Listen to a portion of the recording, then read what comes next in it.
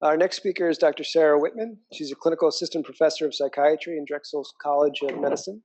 And she's going to share some sports psychology strategies for improving performance in training and racing. Welcome, Dr. Whitman. Thank you. I think you can hear me. Very good. Now, I know you guys are all runners. You are not used to sitting for more than like 20 minutes. So sitting for 2 of these is going to make you like those aches and pains. So I'm either going to have you stand up and stretch or just stretch, wave hi to me with both hands. I see you out there in webinar land. You do that too. Very good. Now you're ready for 10 sports psychology tips. If we know how to work this. Great. So why use sports psychology tips? You've practiced your running, your nutrition is in top form. So why do you have to know something about sports psychology? What I would say is you're going to be sitting on a 2-legged stool. If you only do the running and the nutrition, the sports psychology is really the 3rd leg of that stool. And it's going to help you perform better and enjoy the race more.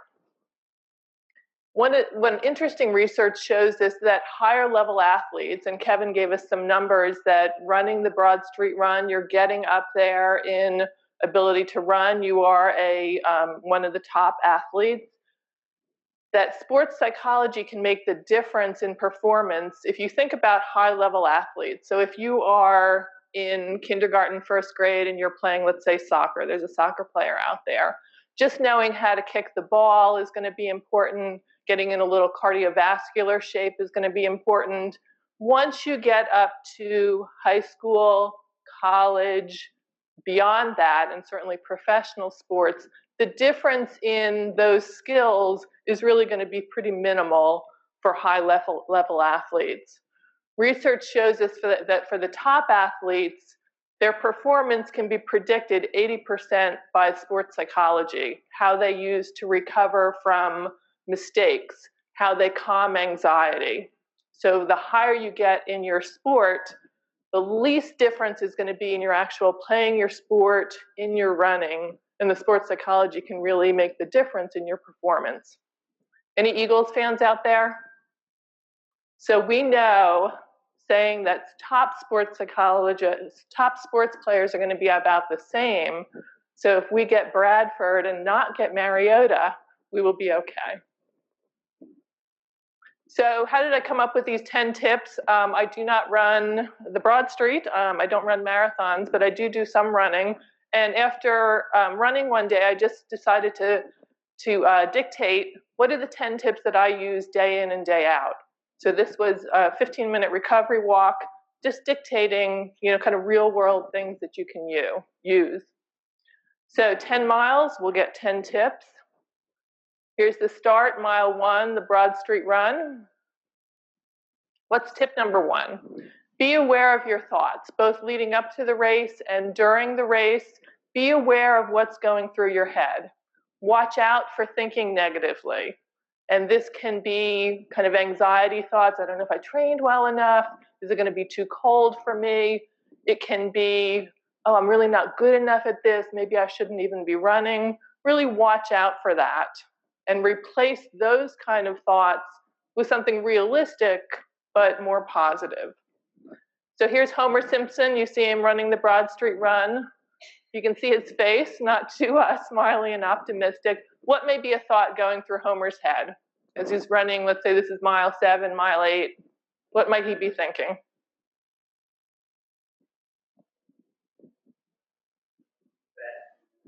I'm too fat to be doing this. What else might he be thinking? I'm never going to make it. So what, in thinking, those are pretty negative thoughts, what instead could he think? What would be more positive? I can do this. I'm going to finish. And even something about, I've prepared for this. I've listened to Nairi. I've done my pre-hydrating. So that you have a chance of success, to think more positively. So in addition to the signs, you may see some outfits. Here's one I really liked. So tip number 2, recognize signs that you're anxious. So in running, once you get going, you may have less anxiety, but in particular, as you're waiting at the starting line that morning before, when you're thinking about eating Naire's breakfast, when you're feeling really nauseous, you may notice really some signs of anxiety. And if you think about different sports, you know, a pitcher in baseball, when he has to really perform, can have a lot of anxiety, those kind of high anxiety spots. So using some relaxation techniques. And for most people, anxiety is either a lot of anxious thoughts or else physical symptoms of anxiety, like shallow breathing, fast heart rate, which for running is not going to be helpful to you.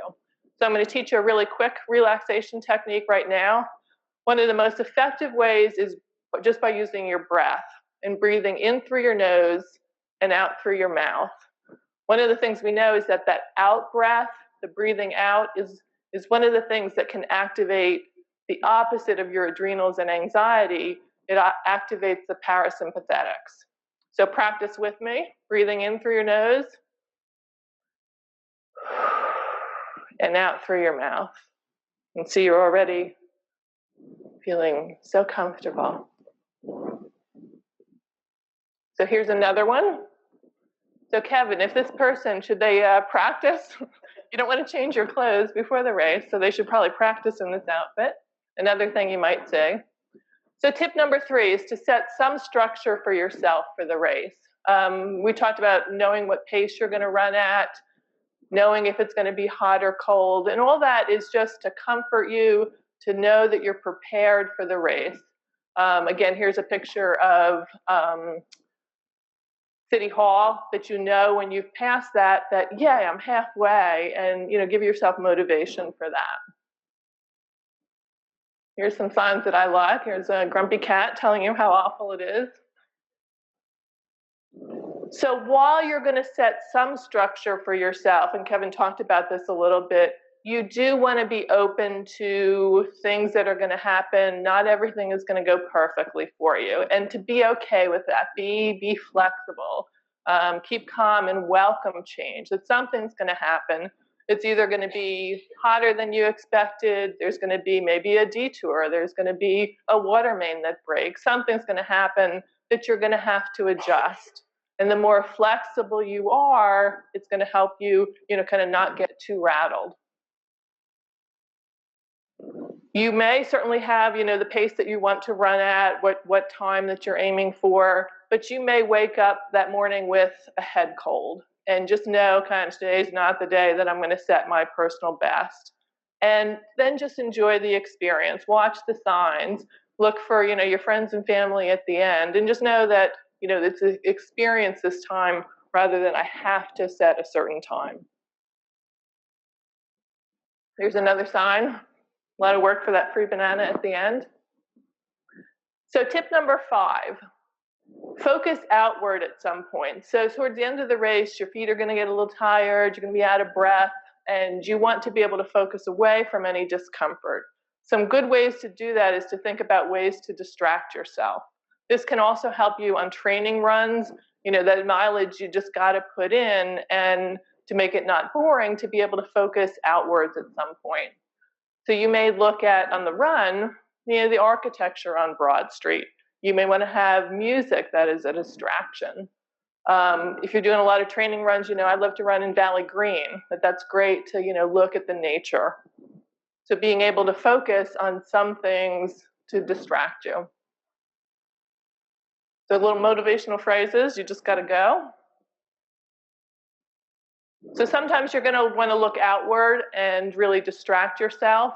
Sometimes you want to sort of focus inwards and really have some motivation for yourself. So what feels good about your running?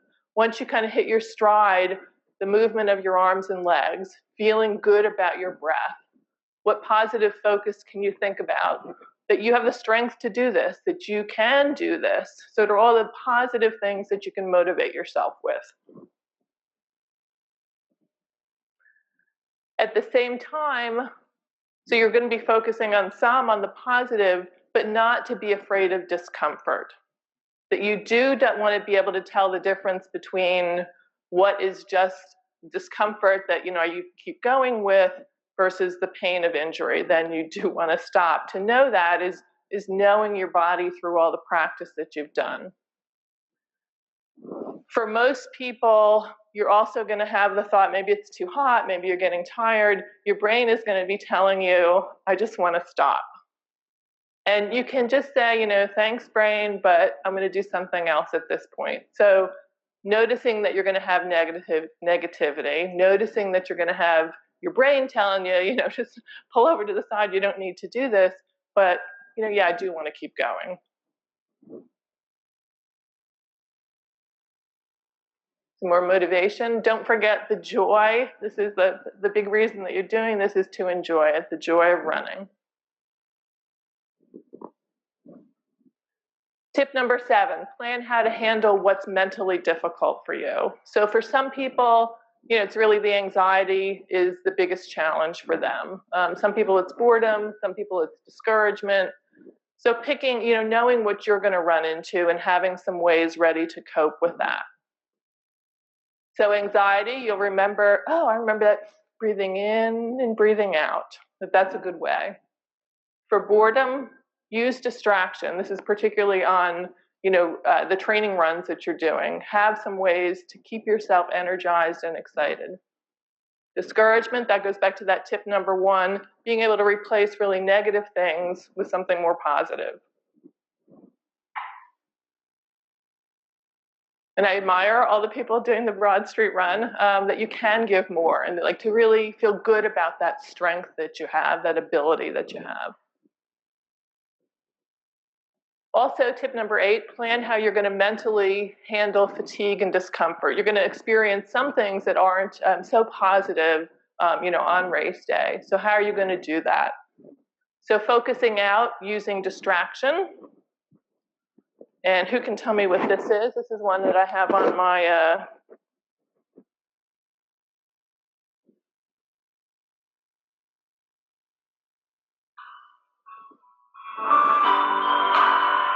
Well, you can tell everybody. Does anybody know that one? You can tell everybody. Go ahead and tell everybody. I'm the man, I'm the man, I'm the man. Or woman? Does anybody know what commercial that comes from? Beats Audio, Colin Kaepernick, being able to use that. So he has his headphones on and he's listening to You're the Man. And it's really about ignoring things on the outside that are taking you down and giving yourself some motivation and positive feedback for yourself. Focus on your motivation. So again, this is, mile 8, 9, you're starting to get tired, maybe your feet are a little bit achy. So what is your motivation for running? What's really going to put you over that edge? I was doing a charity bike ride a number of years ago, and it's a 25-mile bike ride. And, mile 23, 24, a little bit tired. And it was a charity for people with chronic pain. And most people with chronic pain can't ride a bike. So thought about that and really, I'm doing it for these people, and give you that extra energy to finish the race. Focus in. Again, don't be afraid of fatigue, discomfort. You can reframe it. I'm out of breath because I'm being able to race. I'm doing really well. I'm running really fast. So thinking more positive about that. So mile 9, you're thinking about the finish, what you're going to reward yourself. So plan for some fun during the race. Use great music. Again, know what's going to be on your iPod that really gives you a lot of energy. Have your friends and family cheer around, mile 8, 9, 10 is going to be a good time for that. Plan a great reward. So after you've drank your water, then have a beer. So do something that's really going to, and massage, something that you're looking forward to.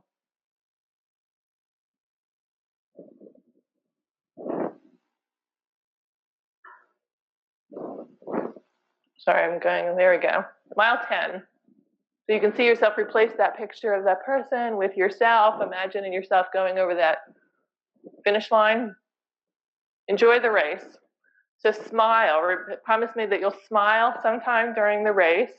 We know that smiling actually, even if you don't feel happy, can change your physiology. So a smile can be very helpful. And one secret tip that I sometimes tell people when they're really struggling is, imagine this is the last time you could ever run. That might let you push away the things that are bothering you, your sore feet, the discomfort, and really focus on the joy of running, what feels so good about it, what is great to be able to do this. So what I say is the same way that you would not go from being a couch potato to running 10 miles, you're going to have to practice some of these skills, the sports psychology skills, to be able to really use them. And the same way that you want to practice, what kind of hydration works for you, practice that over training runs. You really want to practice some of these skills and see what works best for you, what works best for you for anxiety at the beginning, for tiredness at the end, so that when you're challenged during the race, you can really call on these skills to be able to use them. So you thought you were going to get away without having to do anything. So I want to practice just for 2 seconds right now. So here's the 10 skills that we went over. So you're now the sports psychologist. So I'm getting really nauseous that morning. I feel a little lightheaded. I feel like I can't eat anything for breakfast. What are you going to do that's going to help me? What would you suggest that I do?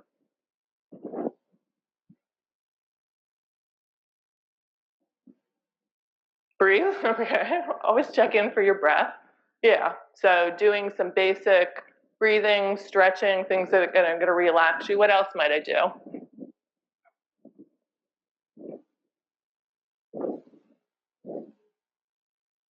Yeah. So it's something that's going to take my mind off all my worried thoughts, and what else I can do. So it's mile 5, and I was really stuck on doing my personal best this time, and I see really people that I know that I wanted to run with, they're passing me, getting really discouraged. What might I do at that point?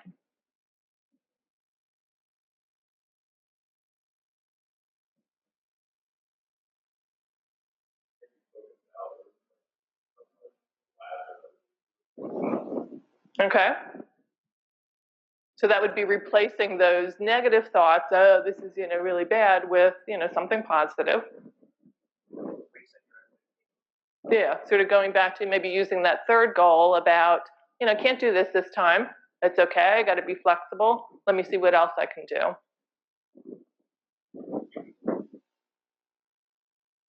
So now I'm going to have you pick one, and we're going to do something, a little exercise right now. Because there's so few people here, and I want you doing it out there in webinar land also, that you have a choice of either going on the wall and doing, squat against the wall. You can come up here and do a plank, or a lot of my practice is pain management, so I know many ways to have people experience a little bit of pain. So I'm going to have you take your finger, if you don't want to do those other things, take your finger of your left hand and your hand of your right, and just dig your nail in slightly, no injuries. Okay, so now you know what you're going to be doing. I want you to pick one of these that you'd like to practice about how you're going to deal with the discomfort, you can really stop, the discomfort of doing that. So you may want to recognize anxiety, do some breathing, you may want to focus out, watch the clock, watch something else. You may plan for some fun after it's over. Does everybody have how they're going to handle that little discomfort? Okay, so I'm going to do it for 15 seconds. Ready, set, go. So I want you to concentrate on whatever your skill is.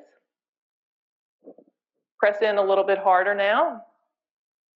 Focus more on that skill so that you're handling the discomfort. 5 seconds left. Now I'm going to extend the time by another 5 seconds, so you have to go over. So I want you to be flexible, accepting everything that's coming, still using your skill. And stop, you've just crossed the finish line. So what did people notice with doing that? Was it easy to use a skill, hard to use a skill? Able to use a skill at all? So what did you do? Which one did you use? Breathing? Great. So you can really take your mind elsewhere. If something's unpleasant in front of you, take your mind elsewhere. Anybody else use a skill? Everybody are here. Any skills?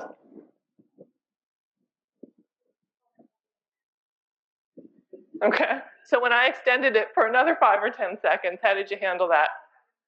Good. Yeah, I can do it. Yeah, that positive, I can handle anything. It's okay. So I would also invite you to, on your next training run, pick one of these and practice it. See how it works for you.